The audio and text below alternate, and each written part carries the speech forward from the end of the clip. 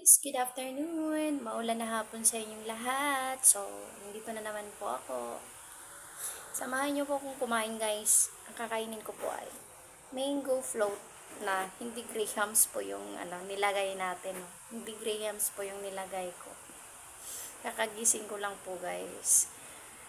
Kasi pinapatulog ko yung anak ko pero ako yung unang nakatulog. Ito siya guys, oh. May mga ano kasi kami dito guys, yung mga, may mango kasi kami dito. So, may ano man, may mga, na ano man, may mga, ang tawag dun sa Tagalog. Bisayain ko na lang guys. Dagan magug nahinog ng mga mangga. So, I decided to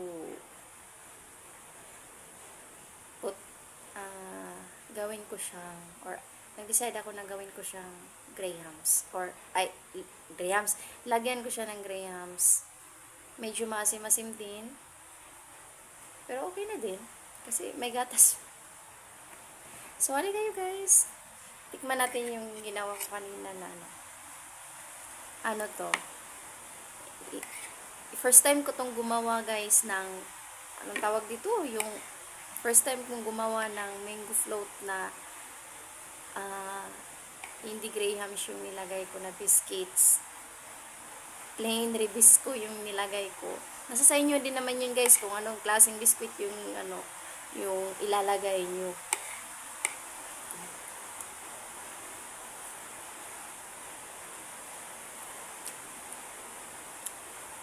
Masarap siya. Masarap talaga. Masarap siya.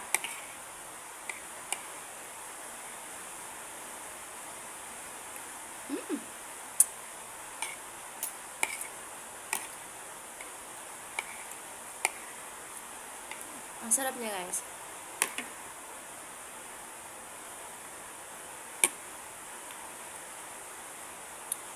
Hello po. Kain po tayo.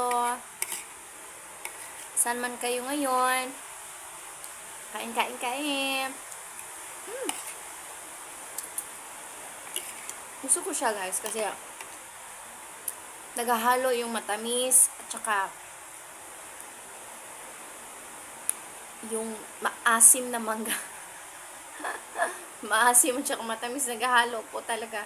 Kasi yung manggang nabili namin po, yung iba overripe na po talaga.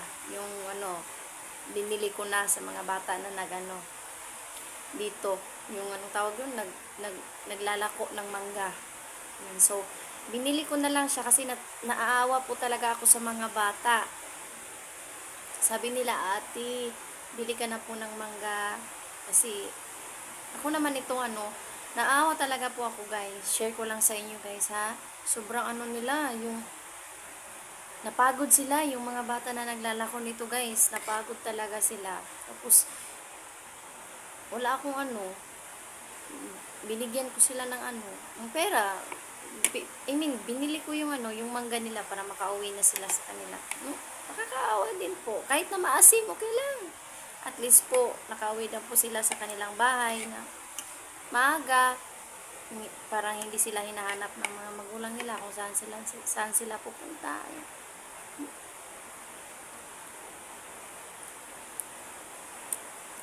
Kahit maasim talaga guys.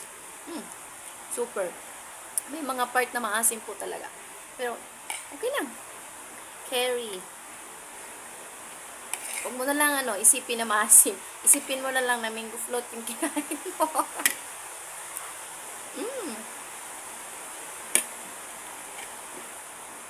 Bye! Thank you guys! Happy Saturday everyone!